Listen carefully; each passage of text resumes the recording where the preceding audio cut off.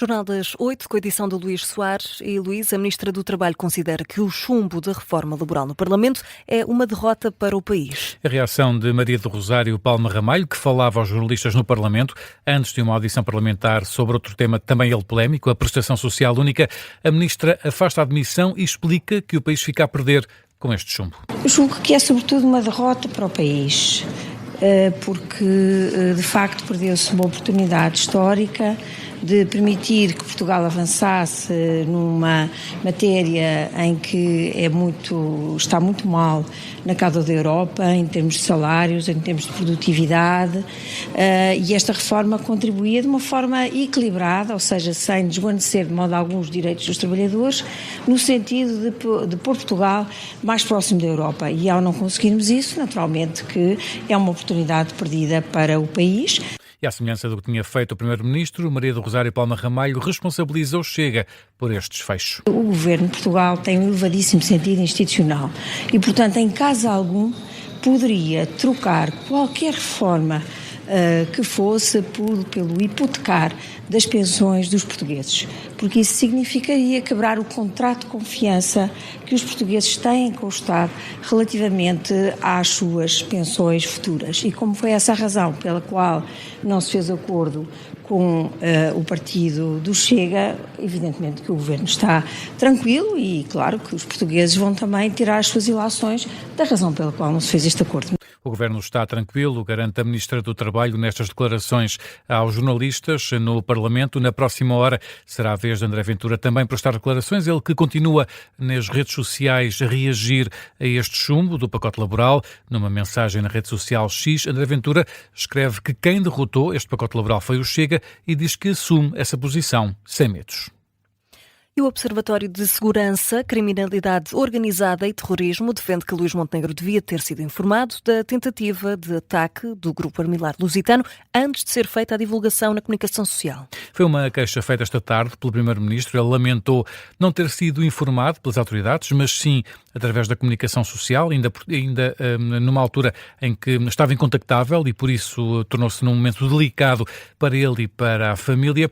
O presidente do OSCOT, o coronel Francisco Rodrigues, sai em defesa da posição de Luís Montenegro. Sem pôr em dúvida exatamente a questão levantada, a dúvida ou a negação de ter conhecimento desta situação, a não ser pela comunicação social, acho que lhe devia ter sido comunicado anteriormente a situação, tanto mais que faria com que ele próprio também estivesse, de certa forma, atento a qualquer situação que poderia estar relacionada com a questão em si. Ainda assim, Francisco Rodrigues defende que esta é uma prova de que as autoridades são capazes de conter este tipo de ataques. Foi também apurado que a morada do Primeiro-Ministro foi conseguida através de um chefe da PSP em documentos da Polícia Municipal, uma situação que o Presidente do OSCOT classifica de grave. É evidente que é grave, mas eu estou perfeitamente convencido que a PSP também está atenta a esta situação e vai naturalmente tomar todas as diligências no sentido de perceber o porquê, se há outros envolvidos e com certeza dará resultados desses inquéritos internos, da investigação interna. Espera-se agora o resultado do processo interno de inquérito da PSP, declarações do coronel Francisco Rodrigues, presidente do OSCOT, entrevistado esta tarde na Rádio Observador. E vai ficar em prisão preventiva a mulher suspeita de matar a enteada de 8 anos em Valpaços. A madrasta da criança foi ouvida no Tribunal de Vila Pouca de Aguiar. Foi detida ontem, depois de, durante a madrugada, ter confessado o crime e de ter indicado aos polícias o local onde deixou o corpo da menina de 8 anos. Está agora fortemente indiciada pelo crime de homicídio qualificado. A advogada de defesa da arguida, Mónica Teixeira, explica que já esperava esta medida de coação, a mais grave, mas vai ainda pedir uma perícia psiquiátrica. Vamos tentar uma perícia psiquiátrica, ela colaborou, ela tentou, desde que caiu nela, ainda com os inspectores da PJ, colaborar, ajudar ao máximo na investigação e na recolha de toda a verdade material para o processo. Hoje sim, também falou, em seu primeiro interrogatório, confessou muitos dos factos que estavam neste processo e, portanto, mostrou muito arrependimento. Mónica Teixeira, advogada de defesa da mulher, que fica em prisão preventiva. Declarações aos jornalistas no final da audiência no Tribunal de Vila Pouca de Aguiar. Na saída da arguida do Tribunal ficou marcada também por momentos de tensão, com alguns populares a tentar agredir a mulher suspeita de matar a criança de 8 anos. Mudamos de tema. No Mundial de Futebol já arrancou mais uma ronda de jogos. Esta hora, frente a frente, Estados Unidos e Austrália. Duas seleções que entraram a vencer na primeira jornada. Acompanhar a partida que acontece em Seattle está connosco o jornalista Diogo Varela, a partida a contar para o grupo D.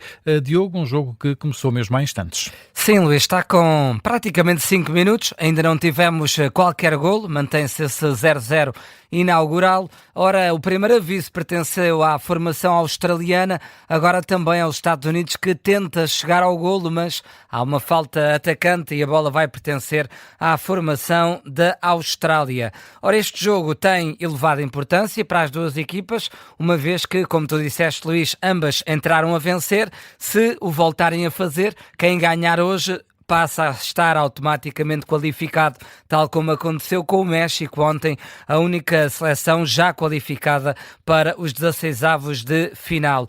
Estas duas equipas que venceram, respectivamente, o Paraguai, os Estados Unidos, por 4-1, e a Austrália venceu a Turquia por 2-0, sendo que do lado norte-americano, uma das seleções anfitriãs deste campeonato, há uma baixa de peso. Christian Pulisic, ele que atua no AC Milan de Itália e vai ser treinado, curiosamente, por Ruben Amorim, não está na ficha de jogo, saiu ao intervalo nesse jogo frente ao Paraguai, da primeira jornada, devido a um problema físico e não recuperou. É, portanto, uma baixa maior para a equipa norte-americana. Do outro lado, do lado australiano, Iracunda e Metcalf, que marcaram os 2 golos da Austrália nesse jogo inaugural, para já começam no banco de suplentes, portanto há aqui uma espécie de joker a vir do banco. De resto, Luís, este é um duelo entre o país do soccer, os Estados Unidos, contra a equipa que é conhecida como o Socceroos, qualquer coisa como os cangurus do futebol. Exatamente, e o Diogo Varela vai continuar a acompanhar as informações deste jogo entre Estados Unidos e Austrália, a contar para o grupo D, mas há mais, também hoje, a partir das 11 da noite, hora portuguesa, jogam Escócia e Marrocos no grupo C, e já de madrugada, quando for 1h30 da madrugada, o Brasil mete forças contra o Haiti. Luís, vamos ainda a outras notícias que marcam a atualidade. Nomeadamente a colisão de 2 comboios no Reino Unido, junto à estação de Bedford. Ainda há poucas informações sobre feridos. Há informação de que haverá feridos alguns graves, mas ainda não há qualquer informação oficial. O acidente levou ao corte da linha East Midlands. Há 5 helicópteros e mais de 30 meios de emergência ativados. O acidente terá acontecido quando um comboio que seguia de Corby para Londres embateu na traseira de outro, proveniente de Nottingham. Até o momento não há confirmação do número de vítimas. A Polícia Britânica também ainda não divulgou o número de feridos, mas para já o aparato é muito grande. Não há ainda informações oficiais sobre feridos e vítimas por causa desta colisão de 2 comboios no Reino Unido. O Governo vai reduzir o desconto no imposto sobre os produtos petrolíferos na próxima semana. É o que se lê na habitual portaria das sextas-feiras, que foi publicada esta tarde pelo Governo. Ainda assim, contas feitas, os preços dos combustíveis em Portugal devem descer na próxima semana, mas menos do que o inicialmente previsto. O gasóleo deve baixar cerca de 11 cêntimos por litro, já o preço da gasolina deve recuar cerca de 5 cêntimos, tudo isto por causa da descida do preço do petróleo no seguimento do acordo alcançado entre Estados Unidos e Irão, o Irão que garante que as passagens pelo Estreito de Hormuz estão a decorrer com normalidade. E assim que fechamos este Jornal das 8.